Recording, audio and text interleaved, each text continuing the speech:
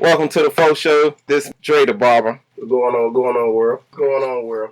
You tell us about you, man. Where you come from, what you've been through. Tell your story. Oh man. Okay, well, since it's I guess it's autobiography right now, huh? Yeah, man. You know. Check this out. First of all, I'm your favorite barber's favorite barber. So talk your shit, Drake. Even if I don't cut your hair, shit, the nigga that cut your hair, fuck with me. He want me to cut his hair. I might be too busy. So we ain't gonna get into that right now. Man, listen, man, my name Dre, man. I ain't gonna give you my full government. My name Dre the Barber. Dre the Barber. Everybody know me really on the south side of Atlanta, as far as Clayton County wise. I just been around for a minute. I came from Louisiana, from Shreveport, Louisiana. 4929 Durham Place. That's where I raised, it's in Hollywood Heights. It's a neighborhood y'all probably want to hear about. The Shreveport just probably got on the map by the rapper. What his name is? Atl Ga. His name Hurricane Chris. Oh, Hurricane Chris. Yeah, some people don't really know about Shreveport to the end. So you call me a country boy, whatever you want to call me. I got a big city hustle. So we're gonna go from there. And moved up here around early 2000s. Yeah. On the north side of town. Once again, another side of town that wasn't even heard about. North side? What side of Jimmy Carter. Oh, Jimmy Carter. Okay. That's first area I moved into, a bunch of Mexicans. Yeah. Then you got the rappers Migos came out. Now people call it the north side of Atlanta.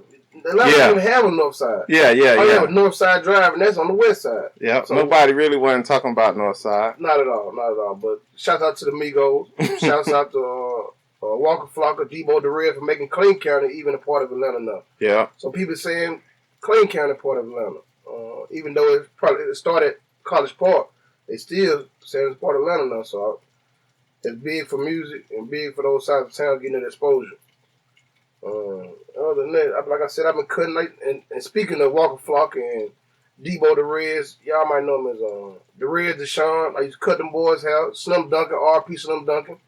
I used to cut them boys' hair, and it kind of got me kicked off on the south side, and I appreciate those boys for that, for giving me that exposure. All the little niggas messing with me by these people. Yeah. I was cutting their hair, and so they started messing with me because of that.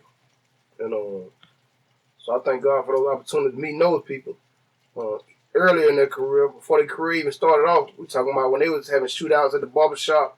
I'm coming out of that thing like Billy. Like, yeah. Man, y'all nigga get the fuck out in front of the shop. You know what I mean? Like on some real, remember that shit in the basement type of shit was going on back then. This was before these niggas even blew up like that. Yeah. So I was glad to say I was part of that at the beginning. Especially what they call the Rex Road situation and all that. I like that. It's unfortunate that I was locked up when the real Rex Road situation popped up, which was Debo the Reds, Deshaun. When that piped out, what is that song, The Harder Way? When everybody was on that real tough, like everybody just took off, and I like that for them boys. But I was locked up during that time. But I'm happy for him. He's a good dude. Shouts out to Debo. The Reds, Deshaun. Shouts out to him. And the rest of all the Clay County crew, Red Crew, Rock Crew, Dirt Gang, all that. Shouts out to all of them. So you shouting out a bunch of people. Where you at now? How can the people find you? How can they get a hold to you? Oh, I'm sorry, man. Right now, I'm at this shop. The name of the shop is Perfect Blend, and it's on 138 East. It's on Highway 138 East, Jonesboro, Georgia. And I feel like it's a perfect situation for me, and I thank God for that situation. I've been in like 10 barbershops, man. And my journey, me looking back, I might have been in a lot of nice barbershops, and I might have messed up the situation due to how I was conducting myself. But this barbershop right here, I feel like it was just, I feel like it was meant to be. It's Perfect Blend Barbershop, and I feel like it's a perfect situation for me right now. Yeah. Shouts out to Mario and Big Crit. Shouts out for them, messing with me. For those who don't know, I was just recently released, like probably about a month ago. Oh, okay. A month ago, released. And it's crazy because I was working at the barbershop before I left at Perfect Blends on Highway 138 East, Jonesboro, Georgia. Right by the BP. Right by the BP at the end of Field Road, 138. If y'all know anything about the South Side. And they didn't even have room for me when the first day I came home. I surprised them. They came to see me and everything, put money in my boots and everything. I appreciate them boys for that. When I come out, I get out, I surprise them. All my charges got dropped. Thank the big God for that. All my charges got dropped. My initial charges and also my probation holds. All those things were dropped. So I thank the big God for that. And it just made me realize I just need to get myself together all the way. I need to appreciate what I had going on. So anyway, fast forwarding, I get out, surprise those guys. It wasn't even room in the shop for me. All the chairs were full. Like, this is a nice shop. This is top-notch shop. They do top-notch work. And a lot of people try to come in there and work, man. It just ain't no room for everybody. So when I come home, all the chairs full. They say, man, no, Dre, we got to put you in here. They could have easily said, no. Yeah. Man, we full. Y'all wait till somebody get fired. Yeah. Then you come back. Man, them folks went and got 2 more stations and put me in there. So, I thank God for them making room for me. Even the scriptures say, your talent or even my favor make room for you. Yeah. You know what I'm saying? So it make room for you. And I thank the big God for that. And I know it wasn't nothing but him because they ain't have to do that for me. You know what I'm saying? So it is what it is as far from the haircut standpoint, and just trying to get myself back together. I love cutting hair. That's what I do. That's what I do best. I love changing people's lives, one haircut at a time. That's the motto at Perfect Blends, right? Changing lives, one haircut at a time. You know what I'm saying? How did you get into cutting hair? Oh man, this story starts back in 2002. First haircut I ever did was my little brother. My little brother got the good hair. That good hair. You know how parents, it's crazy how parents, their favorite child is the one with the good hair. So my brother had a head full of waves, even at a young age, like to my head full of waves, that silky, that cheap on the bars type shit. Like, damn, A-rap shit. Man, tell me why the first time I cut his hair, but on my first haircut, I cut it well and said probably my second, third, whatever. I cut his hair. I supposed to be giving him a temp fade. Ended up being a bald head. Damn. Oh my God. Oh my God. That was crazy. I think my mama started hating me more after that. So with that being said, man, it was just funny how it started. It started with a bald head. Supposed to be a temp fade on somebody with real nice texture hair. Yeah. And to this day, I'm a person that touches hair, so I appreciate that from my little brother. Shout out to my little brother at Instagram. I think what he at biggest cobra. So what? That's his Instagram. I don't know what the hell that's supposed to mean. At biggest cobra. So what? You know what I'm saying? I don't know what that shit means. Anyway, my little brother, man. Shout out to him. He doing real good. But back from that. So I get locked up. I always wanted to cut swept hair in the barbershop. I'm sorry, I missed that part. When I first came to Jimmy Carter. First moved from Louisiana, Shreveport, Louisiana. Yeah. I started sweeping hair. I was always wanting some money. You know what I'm saying? So I started sweeping hair on Jimmy Carter. So it's a little hustle. Yeah, at Prestige Barbershop, man. Shout out to Larry and Wayne. It's like 2001 type shit. 2000 type shit. Like Juvenile Hunt still got them probably bumping out back then. Big T-shirts, Jabot jeans, Reeboks, that type of situation. And so I'm sweeping up hair at Prestige Barbershop on Jimmy Carter in the Kroger Plaza. Because I got my hair cut by one of them dudes in there one time. I think it was Amp. They cut my hair, dude named Amp. I don't know what these guys are now. I wish I could find them. But I'm sweeping up hair. I'm spending my weekends up there. While everybody else chilling and shit, I'm spending my weekends up there. So I was trying to take it to the house, and then when I fucked them on the brother hair. So, man, it's crazy because around like 14 years old, man, it's crazy. Around 14 years old, I get locked up for armed robbery. For armed robbery at 14 years old. So, once again, I like when Jesus say trust the process. Everything is a process. Yeah. I look back at everything now, everything from back then will equip me for the future. So it's a process. Or whatever I'm supposed to meant to be or whatever's going on. Still don't know yet. So I get locked up. 2 armed robbery charges. They charged me with 2 armed robberies. And at 14 years old, it's obviously I went to juvenile. Yeah. Obviously. So, and I was charged under the dope. At 14? Yeah, 14 years old. 2 armed robbery. Armed robbery is a charge that it's a 7 deadly sin. Like charges like rape, murder, kidnapping, all that type of stuff is called it's 7 of them. I don't know all of them. But 7 deadly sins, and you're going to get charged with as an adult. You're going to charge as an adult, no matter how old you is. Like the boys you see in that show, when they see us, something like that type of situation. No rape, though. You know what I'm saying? So, I was charged an adult back then. This was like 2002. I believe I got locked up November 2002. And without discussing guilt or innocence, anyway, I was trying to without discussing guilt or innocence, man, the big guy dropped my charges down to I still was charged with one of the armed robbers. Okay. And I was solo dolo, no co-defendants, no nothing. You know what I'm saying? It was just me charged by myself. And he dropped the charges down. It was robbery by intimidation. That was the only way they could still charge me as a juvenile. Yeah. And it's crazy because anytime people get in those situations like being locked up or a real dark time, people go look for the light. And God was the light for me. So when I went looking to God, looking for God, and calling on God, He answered me. Yeah. He answered me from the beginning. So that's why I still believe I have a foundation of faith now because of that particular situation. I'm gonna give you an example of how He showed me how much we take for granted just the simple things in life. And I'm gonna say that because it's miracles that happen every day. Sometimes we just don't pay attention. Yeah. But anyway, I'm gonna go back to this.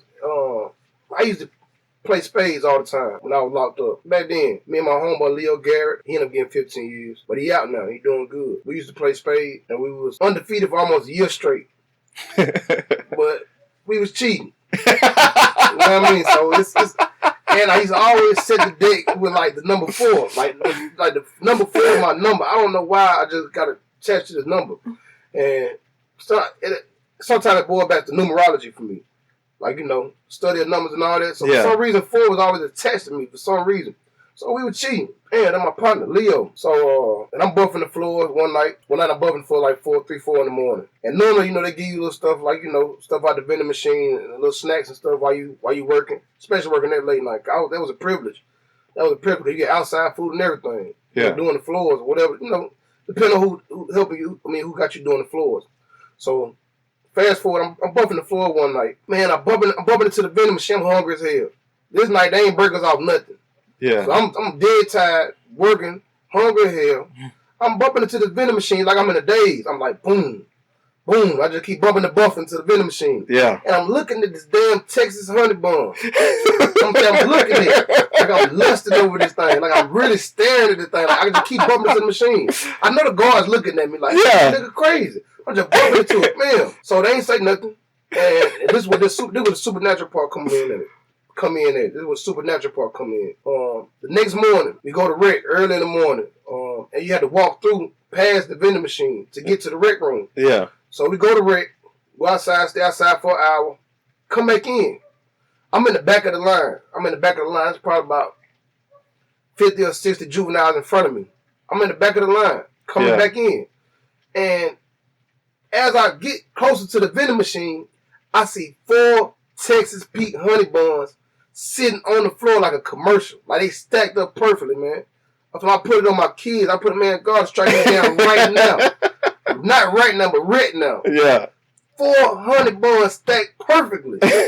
Like right there in front of the vending machine. Nobody, all these kids now, they criminals. Everybody ain't criminals. Some people just commit crimes. Yeah. So these people that committed crimes walk past these honey, like they can't fucking see them. Yeah. I'm like me. I'm in the back. I'm the last person in line. The guard behind me. I go grab them. I always have my pants tied up at the bottom, like you show high contraband and stuff like that. Yeah. So I run to the honey buns. I stuff them. I know I'm walking back to the dorm, bow-legged. Some big honey buns. They squishing and everything. So I'm like, what the hell? You know what I'm saying? Now keep in mind now. I remember this like it was yesterday. This was a Monday. So keep in mind now. I get to the dorm. I break bread because I won't get visitation like that. So it's a dude named Ryan Hovey. He doing 30 years right now. I gave him one because every time he get visitation, he bring me stuff back. So I looked out for him. Yeah. My boy Leo Garrett, my partner that I played spades with, was undefeated champs for a year, even though he was cheating. And then it was a teacher, Mr. Hope. He didn't need this shit. He didn't need no honey bun, but I gave him because he always looked out for me. Yeah. He was looking out for me the whole time I was there. So because I said I'm not gonna be selfish. I'm not gonna. This everybody don't get no honey buns all the time. Yeah, it's a gift. Yeah. What? Oh my God! So I break bread with these people, and 4 days later, I got a letter in the mail that said my case was dropped to juvenile. 4 days later, that said my case was dropped to juvenile. That was on Thursday. Yeah. I'll never forget that because the whole thing was it was like out of the whole facility. I was in a holding facility at that point in time. Yeah. So out of the whole holding facility, it was probably about 150 kids, and probably about 20 of us was charged as adults. About 20 of us was charged as adults. Yeah. Out of 150 kids. So we was kind of more close knit than the other kids because we was going through more serious situations. So Yeah. that was all our biggest dreams was to get dropped down to juvenile. All of us.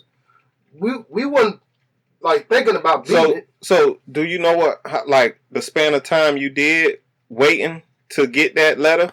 Do you know how much time you did or how long it was? Probably about 9 months. About 9 months? About 9 months. Probably 9, 10 months. Oh, okay. Cause I ended up leaving like on my 12th month, going down to the juvenile prison, if they want to call it. So anyway, with that being said, to tie it all in, the small things, God knows your heart. He knows what you want. He knows what you need. Yeah. God gave me a sign. He said, man, you wanted that honey bun. You was really hungry. So I'm going to show you. Bumping the machine. Bumping the machine. You really wanted the honey bun. I'm going to show you. If you seek me, I'm going to show you what I'm going to give you. So that was what they call it, just a little taster or a little preview of what God had in store for me. Y'all ain't know the Barber was a preacher too. Oh man, give a gab. They say it's a gift and a curse. I'm talking myself into a lot of trouble. So with that being said, he said, man, I'm gonna give you these honey buns. That's something small. Yeah, nigga, that's all you want, honey buns. Yeah. But also knowing in my heart, the biggest thing I wanted was to be dropped juvenile at the time. Yeah. I had to admit, I didn't want my freedom. I didn't want the charges to be dropped. I just wanted to be dropped down to juvenile. You know what I'm saying? Because them folks trying to give a nigga 30 years. Yeah. At 14. At 14. And looking at these crazy ass niggas on the goddamn, when they see us, they admitting the shit. Oh, boy, y'all don't know what's, boy, that's crazy. So, with that but it's crazy, like, seeing how people could be put in that situation and they don't know what to do. True. So, it's like, at least, you know what I'm saying? You wasn't in that position. True. Like, they ain't do it. You know, that's where you left off at. Yeah, so that was but that was a supernatural experience for me. That was God letting me know that he was there for me in that situation. So even if God don't do nothing else for me, I really can't be mad. I can't never act like, you know, God, why this, nah. You know, he love everybody the same, but he tests everybody differently. Yeah. You know what I'm saying? So I never. No, but you got more blessings on. But I was just saying if he after that, yeah. I'm just saying, some people can be ungrateful and just miss what he already done did. You know, some people just missed that. Yeah. Don't pay attention to that. Don't be grateful for that. And I did it for a long time. We all guilty. Don't too hard, man. So, we all could be guilty of that. So they dropped it down to juvenile. And they ended up giving me 5 years. But it was in kiddie prison instead of big boy prison. So they ended up giving me 5 years. When I got down there, I skipped the part. This all started from when I started cutting hair. So while I'm in there, that year, I'm in there for damn near a year in the holding facility. Yeah. Man, tell me why people going to court, like I said, the people that was charging the adults, the kids, we was a little more close-knit. Yeah. So when they had to go to court, it was a little more serious for us. Yeah. So, you know, people was going to court and stuff. So I had to I was trying to do my best to make sure y'all straight. And me helping cutting y'all hair or whatever, trying to cut y'all hair, attempting to cut y'all hair. It first started with a razor and a comb. Yeah. Man, the guards started seeing what I was doing to people's head with razors and combs. And they were like, man, you got to get the boy a pair of clippers. Man, they went in there, bought the whatever you want to call it, the warden or whatever they call them, directors. Yeah. For juvenile places. They call them directors. He went and bought a pair of clippers for me to work with. And I just started cutting everybody's hair. And it went from there. And then it's crazy how God favor once again followed me when I went down the road to kiddie prison. And I go to a spot. They got an old barbershop. It's an old barbershop, nobody using it. Yeah, so they already got the shop set up. Yeah, they got the shop. It was next to medical. It was next to medical. And I don't know what was going on. I guess people were cutting in the dorms, or they didn't need a barber down there, or what? Like, barbers come from the outside. Yeah. So they're trying to get cheap and they want to pay the man. Like, people weren't coming. You know, people walking around with afros, all type of stuff going on, you know. Yeah. They ain't really had beards like that in kiddie prison, you know, so that you were a little older or drinking too much when you were younger. Yeah. So, anyway, I filled the void. Once again, I started cutting the guards hair, everything. They bring me chicken boxes. Yeah. You know what? Cigarettes, everything. I'm cutting guards. So how old you was when you was? From 14 to 18. Okay. I went through this situation. So from 18, that's when I got out. And I got out and started cutting. Well, I ain't gonna lie to you at the beginning. You know, you miss your whole little, you know, you miss your whole teenage years. Whole childhood. Yeah, you miss your teenage years. So it's almost like you thought you had a plan, then you find out you really didn't have a plan. Because you fall into And what's that word I'm looking for? Like a pity party type situation. Yeah. So you like, man, I gotta make up for this. So the first few years were kind of just hit and miss. And then that's when I met y'all.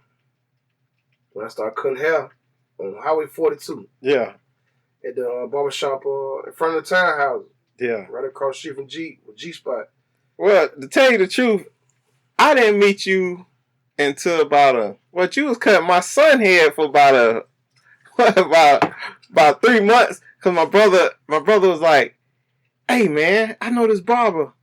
He be hooking these little jits up, man. Let me bring J3. You know what I'm saying? Let me bring my son. Let him cut his hair. He be putting spider web designs, all that kind of stuff. Let me take him to him." I was like, all right. So I never really got my hair cut. It's been a while. Like you was cutting my son hair before you even cut my hair, cause I was cutting my own hair.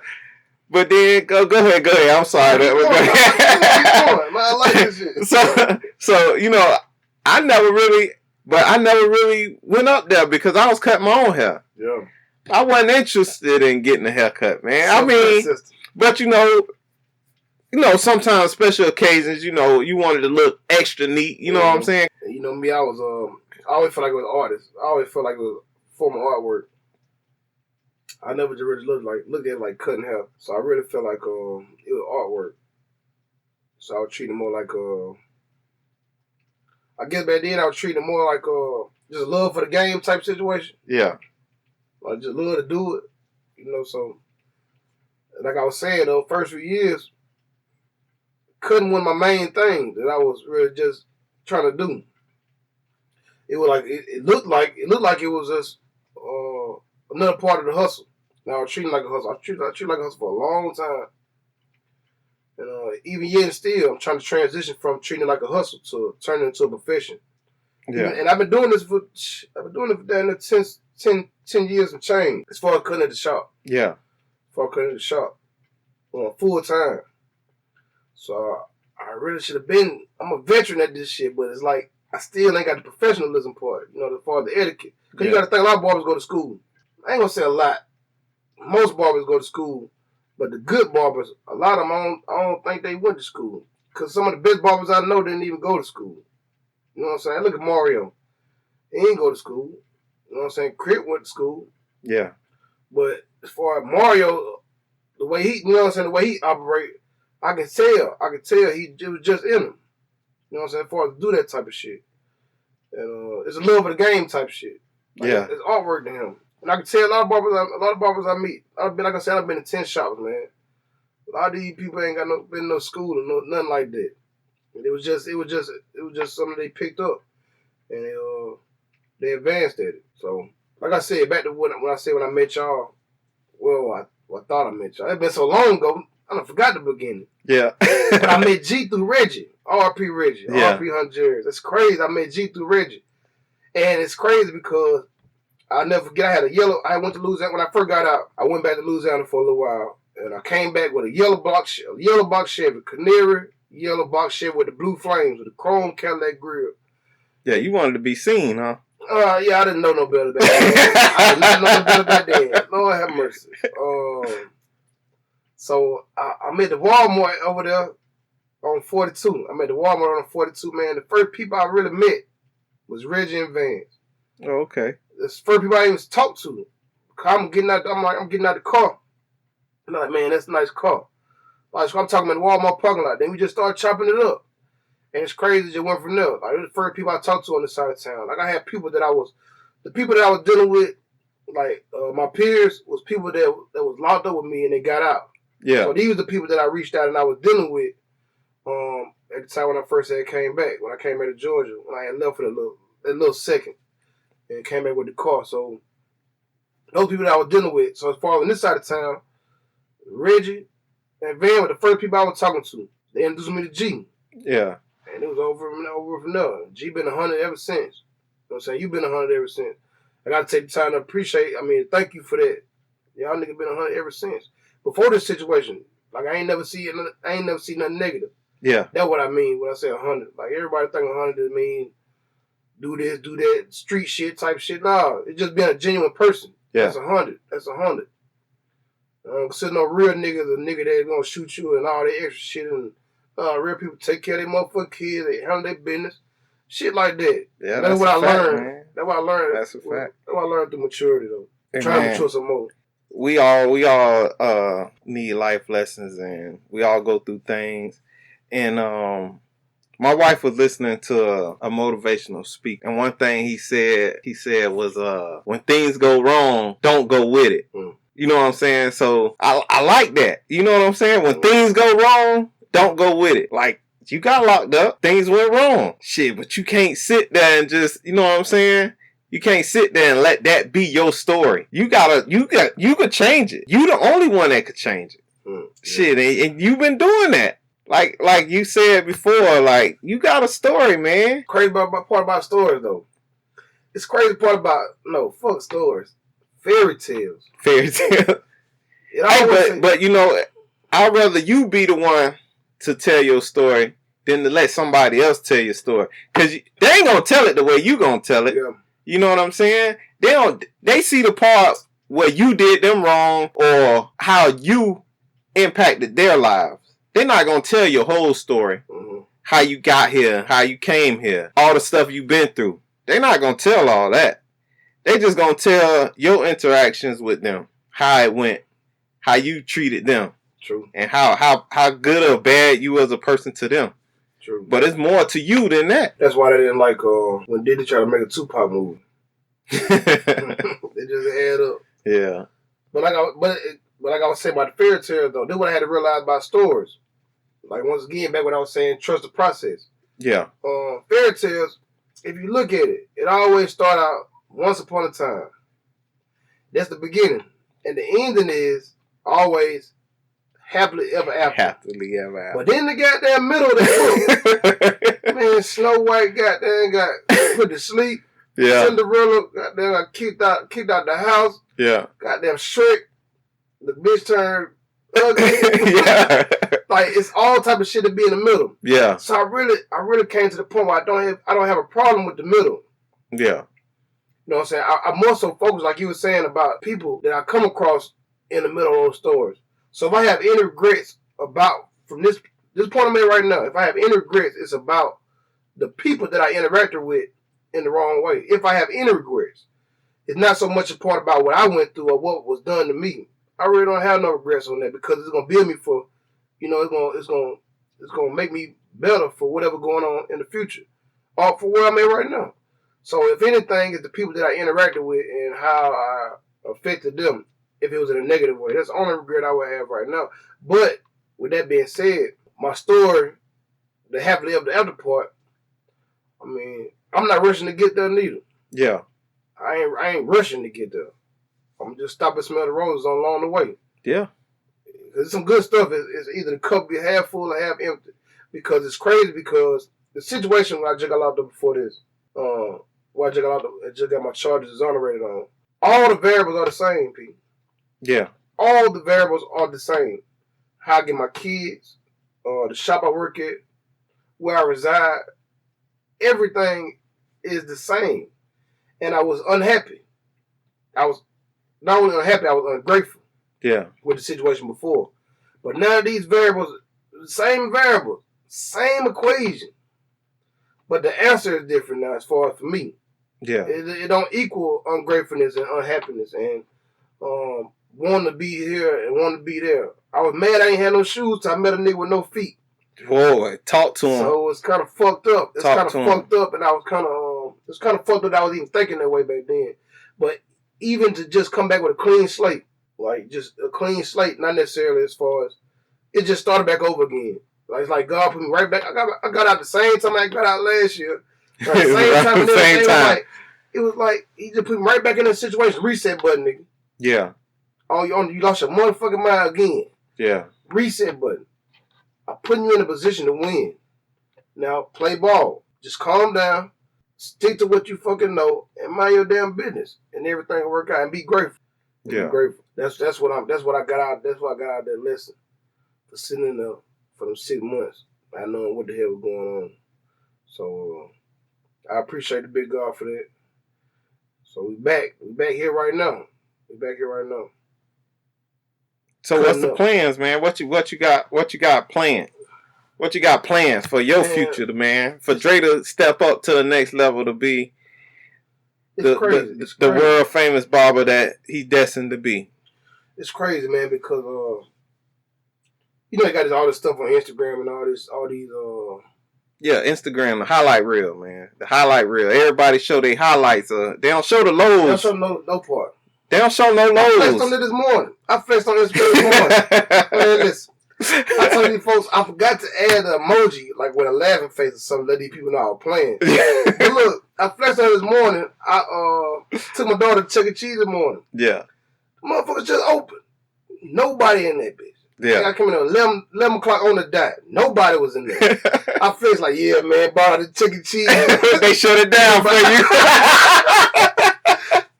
But I forgot to put like an emoji. Yeah. Motherfuckers start DMing me like, yeah, boy, I see you doing your thing. Man, I was just playing. Hey, some people believe the highlight reel, man. This shit crazy. But what I brought on Instagram for, I really was talking about the motivational quotes and all that type of shit. Yeah. And it was just saying how, like, most successful people, like, even if you look at the music industry, like, they might not have had the business part about it right, but they had the talent. Yeah. And they end up being talented for somebody else's pockets. Yeah. So, like I said, my whole main thing is like I'm trying to tweak. Okay, the skills there as far as cutting hair wise. Yeah. Even though I want to venture out to other things as far as business moves, like it's business out there. Man, it's Atlanta. We in Black Hollywood. It's all kind of money to be made. Like I salute you for doing this right here. This is another step. This is part of our business. You know what I'm saying? So as far as when I say saluting you, I'm saying stepping out.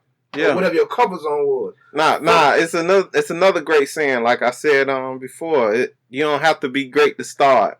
You got to start to be great. You know what I'm saying?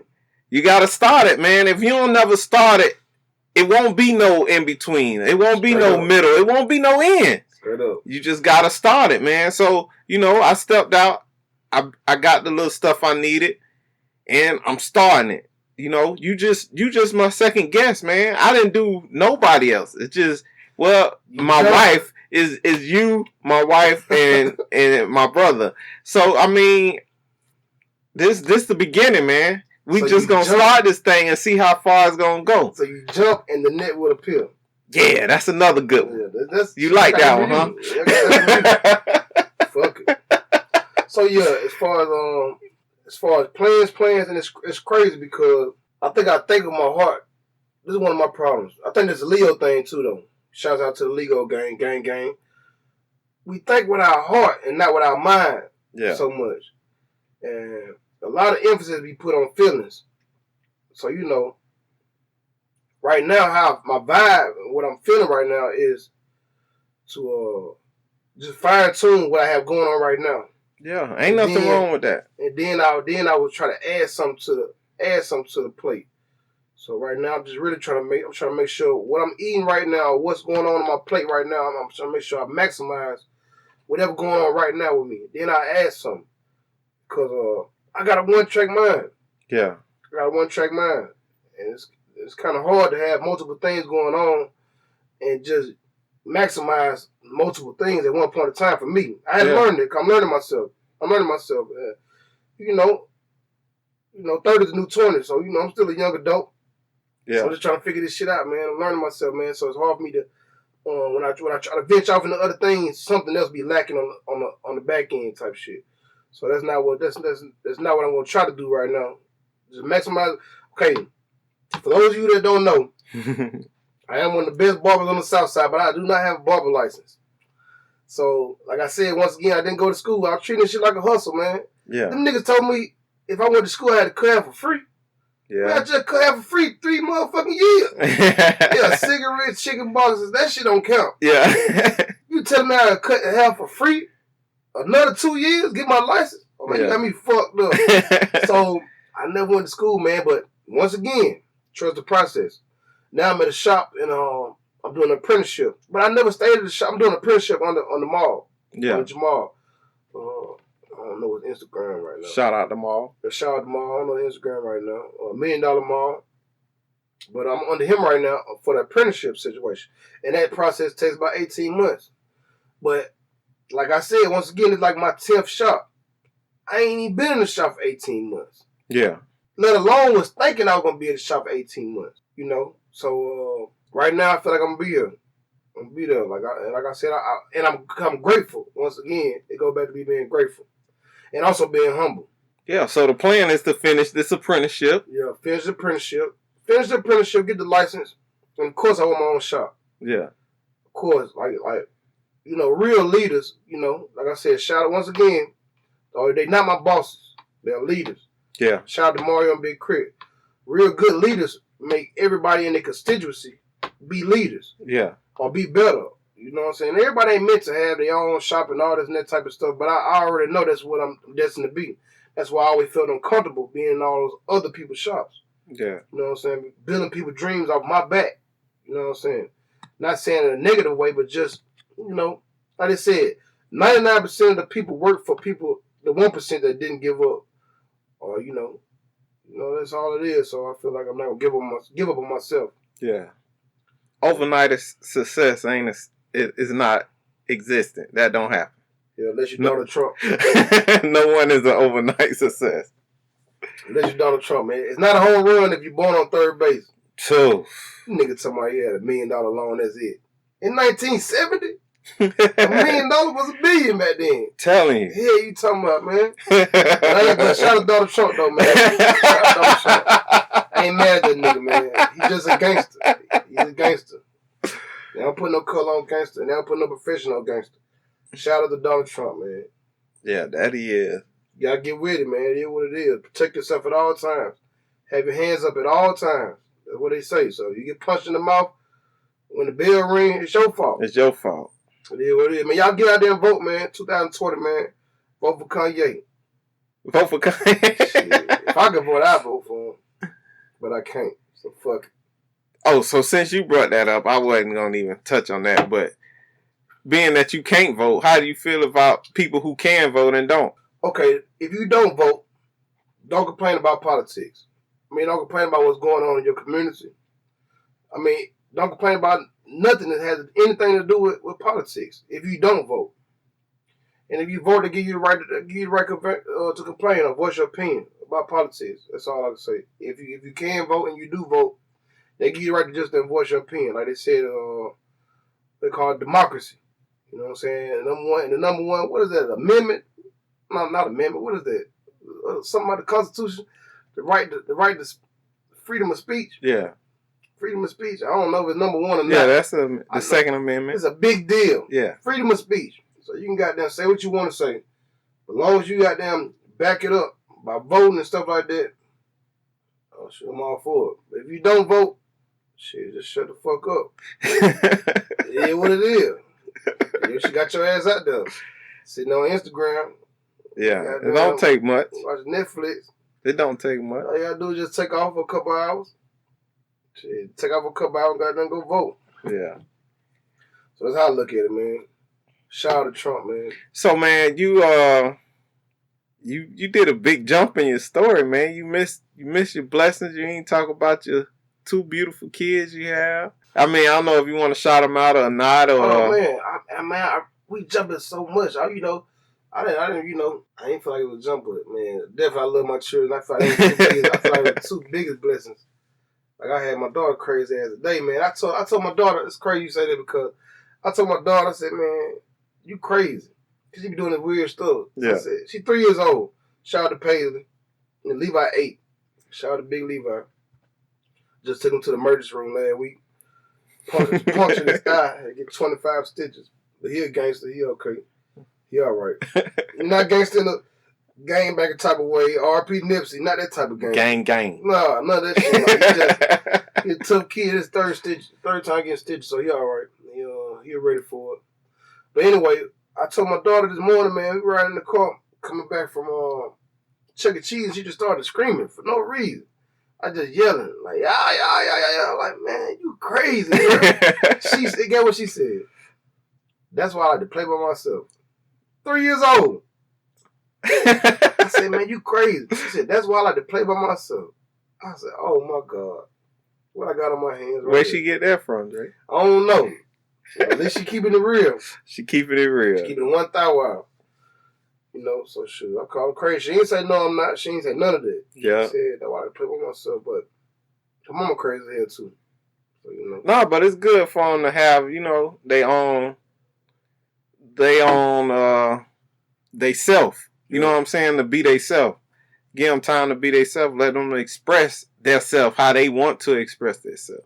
Sometimes it's good. I mean, you know, sometimes at least y'all wasn't in the middle of Chuck E. Cheese and she started yelling. You know what I'm saying? Y'all in the car. Y'all in the car. It's crazy you said be yourself because the t-shirt she had on today was a t-shirt with bees, like bees flying around it, and it said "Be you." Okay. That's crazy you said that. See? I love her to death. That's my dog. Yeah. Just like when Levi, with the mother, what he said, what we was having at the we was at the Memorial Day cookout. Yeah. At Big Cuz house. This nigga out there yelling Sebastian. Everybody thought you were crazy. I thought you were crazy too. Everybody ain't know what he was talking about. But when I came home and asked him to explain it to me, he was like, man, Sebastian is the name of the dude that set Kevin Hart up. Yeah. In Night School. Y'all go check Night School out. Kevin Hart, that was a shout out. Give me 20% off of that. But it's crazy though. Like, it's crazy. Like, Levi really was yelling out Sebastian. Everybody couldn't understand it, but he was being, you know, he knew he was right. Yeah. The world don't know you right sometimes. Yeah. Like, Kanye crazy ass know he right from certain aspects. Yeah. So I don't knock Kanye neither. That's why I'm going to vote for him if I could. In a mock election, I guess I'll vote for him. Like you said, be yourself, though. Shit, I thought you were crazy. I went over there and said, man, nobody want to hear all that. You know what I mean? Not even knowing he talking about the movie. Yeah. So that was a little lesson. That was a small lesson right there, too. You know, just understand your children. Because we try so much to be understood and forget to try to understand. And I don't think it's necessarily an age thing. I believe it's just an authority thing. Like, we the parents, you the child. I ain't about to understand shit you talking about. Because that's not, if I don't want to take the time out to understand it, that's not what I'm about to do. But I believe that's where so many relationships fail as far as with their kids and their parents. And then people be like, man, why you ain't just talk to me? You know, because I couldn't talk to you. The child would say. So if I couldn't talk to you, because even if I did talk to you, you wouldn't listen. You would hear me, but you wouldn't listen. So I thank God for that little lesson right there. So, I definitely take time out for that. So you talked about your little stints with the criminal justice system. Like, I know, we all know it's a lot that could be done to improve the system. But is it anything you would like to say to people who in the system or people who got family members in the system? Or well, to the people that's in the system, first thing I can say is take responsibility for your actions. Guilty or innocent, just take responsibility for your actions, and then, you know, don't dwell on things that you can't change. Change the things that you can. Serenity. It just is what it is. Like, it is what it is. Once we are in certain situations, it's only so much you can do when you're in situations like that. So like I said, first taking responsibility of your actions or your inactions. That will give you the freedom to move forward. Because if you always blame somebody else, or blame this lawyer, or blame this girl, or blame this nigga that gave you the dope, or blame this nigga that sold you the car, whatever the case. If you always do that, you're never going to be able to progress mentally, spiritually. Mentally and spiritually. Like, that's what it's about. It's about improving yourself. And then, you know, it's just like working out, man. Sometimes you hit a plateau, but you don't have to. You know, physically. And I feel like spiritually, that stuff goes along the same lines. Like, you don't have to reach a plateau spiritually. You always can be advancing. Like, a question I want to ask you right now. What's the biggest room in the world? The biggest room? The biggest room in the world. What is it? The biggest room in the world. What do you think it is? That's deep. The biggest room in the world. The biggest room in the world. The room where you feel alone. Well, that's a little deeper than I expect you to answer. But the answer to that is the biggest room in the world is the room for improvement. Oh. So no matter how good it is, it always can get better. No matter how bad it is, it always can get worse. So I say that to those guys going through those situations, whether you're out on bond or whether you're in there. So make sure you take responsibility for your actions or your inactions. And just know you the one will be able to be doing that time or not doing that time. So make sure you just handle everything accordingly. And for those that have family members in there, support system goes a long way. You know, I know. Some people don't know how to express love. Yeah. And love is understanding. Love is never judging. Love is always there. You know, that's true love. And I know, and I understand. In our community, we don't even know how to express love all the time. We may feel love, but we don't know how to express it. You see what I'm saying? So even for our children, but for those incarcerated, man, those who incarcerated, love is easy. Like it's easily deciphered when you're incarcerated. You can tell who fuck with you and who don't. And it's just point blank period. You can see it's like it's easier in those situations when everything else is stripped away. When a simple answer on a phone call or a simple answer, it ain't always about monetary value. It's just the vibes don't lie. You know what I'm saying? It's easy. Yeah, it's good to beat up people when they get out and stuff like that. But that time, you know, that they there, make sure everybody just support. Family members, friends, whatever the case it is, support them. Because shit, hey man, they living like y'all living. They living like y'all living. They just in a different position. Yeah, man. But you know, it's out of sight, out of mind, man. When you're not seeing that person, it's hard to connect with them. And it's true. But that's what I said about educating yourself with love. Yeah. And that's all I'm saying. Like I said, some people don't even know. Like you may have love for that person. There's no such thing as out of sight, out of mind if you really tap into the love. Yeah, man. Like I used to take trips. Man, I used to take 7-8 hour trips to go visit my uncle. Man, damn. Shout out to my uncle, man. My uncle Gerald. This is my father figure. They messed around and sent him to prison on accident. And it's crazy, man. He got locked the day after me. And sent him to prison on accident, man. So what's going on with that? Man, listen. So, you know, I go visit him the week I get out. Me and him was locked up in the same place in Clayton County. If anybody know about Victor Hill, you know what I'm saying? He's a black Donald Trump. But anyway, shout out to Victor Hill and Donald Trump. You know what I'm saying? I ain't got nothing against you. I got nothing for you niggas. But anyway, so he ended up with me in Clayton County. And I go visit him the week I got out because I got shipped somewhere else. I got shipped to Henry County. I don't know who they share with. You know, this Henry County's real racist cracker type situation. And like I said, I don't have a problem with white folks. I just don't like crackers. Yeah, it's a difference. I don't have a problem with black folks. I just don't like niggas. It's a difference. So y'all don't give me motherfucking Mr. Screw. There ain't no race shit going on over here. You know what I'm saying? So anyway, me and Uncle was in a fucked up position over there in Clayton County because Victor Hill's a nigga. And just no if and buts about it. I don't give a fuck. You got a badge on or nothing. So he was in there on a situation, and they gave him a year. For violating probation, even though the charges was dropped on him. Yeah, the charges was dropped. Well, somebody took the charge. Somebody else took the charge, and the charges was dropped on him. So in turn, you didn't violate probation. Like my same situation. Yeah. It just worked out different. Like I said, God love everybody the same. He just tested everybody different. Yeah. You know what I'm saying? Like his charge was dropped, mine was dropped. But they still violated him and gave him a year on probation. For violating probation. So he was supposed to do his whole time in the Clayton County jail. Like, you know, he had long dreads, stuff like that. So I feel like he was attacked on, the system always feel like a black man with hair, is a threat. Yeah. That's why when you go to the military, they make you shave your beard, shave your hair. Or when you go to prison, they make you shave your beard. I feel like it's a form of, not dehumanization, but de-blackization. I don't even know that's a word. I think they're trying to de-black your ass when they do that type of stuff because white boy can't grow no dread. Yeah. And when they do it, look crazy. It look way more crazy than the shit. So anyway. But they say demasculinization. Demasculinization. Yeah. Take away your masculinity. I still think it's a black thing, though. But take away your masculinity. I get you. Black man, I got you. I know you educated. I SAT word. I might say it wrong. He posted it all the time in the county jail. Like he had 4 or 5 months left. So when I got out, I went and visited him. I went and visited him a week after I got out. And he telling me, yeah, man, I have 4 or 5 months left. Everything will be okay. So I'm like, yeah, that what's up, huh? That what's up. So then, I the next week, couple weeks go by, his girl shot a little bit. Y'all go check out down that yard. I should manage a yard house in Atlanta Station. Y'all go check out. They got 300 different types of beers if you're a beer drinker. So anyway, she called me. No, she texted me and said, "Is he with you?" I'm like, man, this bitch crazy. What the hell she talking about? Is he with me? Yeah. So she called. So I called her, like, man, a little bit, what's up?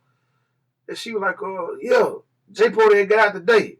He was trying to surprise you. He ain't call, he ain't none of that. Like, he ain't call, he ain't text me, he ain't came home, none of that. Like, it was the next day. Yeah. So she thinking he with me. Thinking he done got out. Man, so she was telling me he was trying to surprise me. Like, he kept telling me he had 4 or 5 months when I went to visit him. But he really thought he was getting out on May 26th.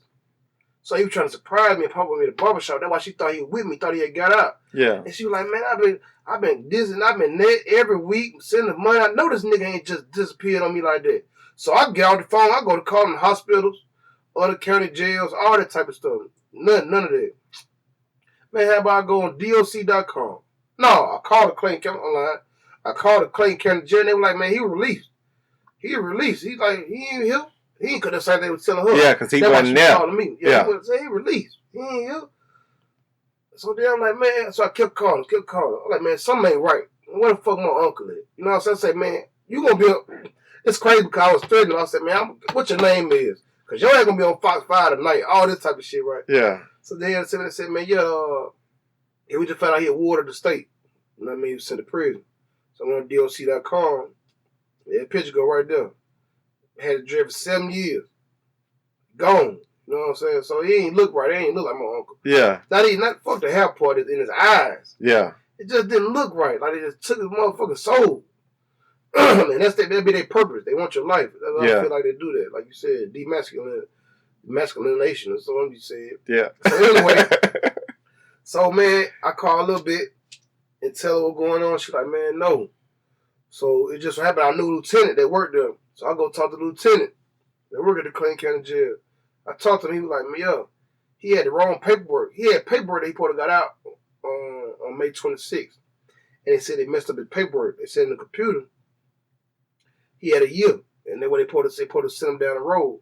So that's what he telling me. But at the same time, I'm like, man, don't nobody got down. If the paperwork they sent you, say you get out on May 26th, that's when your ass get out. Yeah.